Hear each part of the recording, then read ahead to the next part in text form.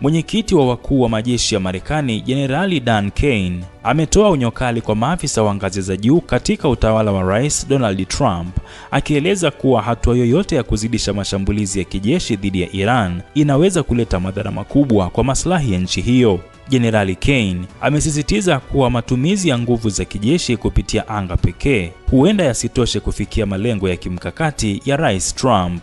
Amesema kuwa hatua hiyo inaweza kusababisha matokeo mabaya ambayo hayakutarajiwa, na badala yake akahimiza kutafutwa kwa njia mbadala ya kumaliza mzozo huo. Kulingana na taarifa zilizochapishwa na kituo cha habari cha CNN, jenerali huyo amekuwa akitoa tahadhari hizo faraghani kwa maafisa wakuu wa serikali. Inaarifiwa kuwa Kane ana wasiwasi kuwa kuendelea kwa mashambulizi hayo kunaweza kuichochea Iran kuchukua hatua kali zaidi, jambo ambalo linaweza kuvuruga usalama wa eneo zima la Mashariki ya Kati. Aidha, kiongozi huyo wa kijeshi amekuwa akishinikiza kuwepo kwa mkakati wa wazi wa kujiondoa katika uhasama huo ili kuepuka kuingia katika vita vya muda mrefu. Amesema kuwa ni muhimu kwa Marekani kutathmini upya hatua zake ili kuhakikisha kuwa malengo ya kitaifa yanafikiwa bila kuingia katika mtego wa kijeshi ambao unaweza kudhoofisha nguvu ya nchi hiyo duniani. Hadi sasa, ikulu ya Marekani haijatoa tamko rasmi kuhusiana na mapendekezo hayo ya Jenerali Kane,